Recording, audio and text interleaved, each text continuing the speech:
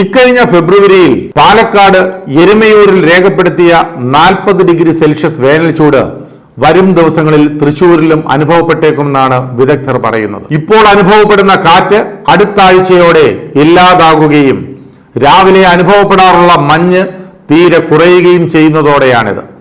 ഏതാനും വർഷങ്ങളായി വേനൽ നേരത്തെ എത്തുന്നുണ്ട്.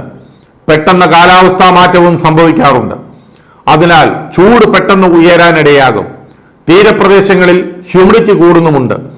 ശരീരത്തിന്റെ വിയർപ്പ് ബാഷ്പീകരിച്ച് പോകാൻ പറ്റാത്ത സാഹചര്യം ഉണ്ടാവുകയും 35 ഡിഗ്രി സെൽഷ്യസ് രേഖപ്പെടുത്തുമ്പോൾ തന്നെ 40 ഡിഗ്രിയുടെ ചൂട് അനുഭവപ്പെടുകയും ചെയ്യും. 2020-ൽ 40 ഡിഗ്രിയായിരുന്നു വെള്ളാനിക്കരയിൽ ഏപ്രിൽ അനുഭവപ്പെട്ടത്. ഈ ആണ്ടിലത് ഫെബ്രുവരിയിലോ മാർച്ചിലോ ആകും എന്നാണ് പറയപ്പെടുന്നത്. കാലാവസ്ഥാ ഗവേഷകരുടെ നിഗമനം ഇതൊക്കെയാണ്. കഴിഞ്ഞ വർഷം പ്രാദേശികമായി കഴിഞ്ഞ ദിവസങ്ങളിൽ 40 ഡിഗ്രി സെൽഷ്യസ് വരെ താപനില ഉയർന്നിരുന്നു. കഴിഞ്ഞ 2 മാസങ്ങളിലായി മുൻകാലങ്ങളെക്കാൾ വ്യാപകമായി കാറ്റ് വീശി. പാലക്കാട് ചുരം കടന്നെത്തുന്ന വരണ്ട കാറ്റിൽ ജലക്ഷാമവും രൂക്ഷമാണ്. കൃഷിയിടങ്ങളിൽ വെള്ളം കുറഞ്ഞു. ഡാമുകളിലെ ജലനിരപ്പും പെട്ടെന്ന് താഴുന്നു. ഇനി കാറ്റില്ലാതാകുകയും പെട്ടെന്ന് ശരീര താപനില ഉയരുകയും ചെയ്യുന്നത് സൂര്യാഘാതവും ഹൃദ്രോഗങ്ങളും ശ്വാസ സംബന്ധമായ രോഗങ്ങളും പ്രമേഹ പ്രശ്നങ്ങളും ഉണ്ടാകാൻ കാരണമാവുകയും ചെയ്യും.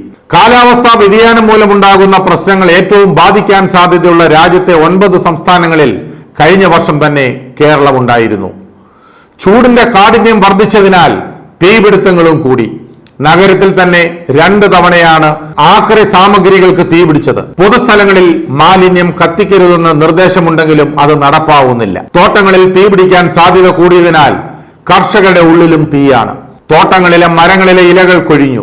കരിഞ്ഞുണങ്ങിയ ഇലകൾ കൂടിക്കിടക്കുന്നയിടത്ത് ഒരു തീപ്പൊരി മതി എല്ലാം വെന്തുവെണ്ണീറാകാൻ. വേനൽ ചൂടിൽ പാലുത്പാദനം ഗണ്യമായി കുറയുന്നു. ക്ഷീരസംഘങ്ങളെയും പ്രതിസന്ധി ബാധിച്ചിട്ടുണ്ട്. പുല്ലിന്റെയും വൈക്കോലിന്റെയും ലഭ്യതക്കുറവും കാലിത്തീറ്റയുടെ വർധനയും മൂലം ക്ഷീരമേഖലയിൽ നിന്ന് കർഷകർ പിന്മാറുന്നുമുണ്ട്. ഇന്നത്തെ ചൂട് വെള്ളാനിക്കരയിൽ 33.3 ഡിഗ്രി, പാലക്കാട് 33.2, കൊച്ചി 34.6, പുനലൂർ 35.4.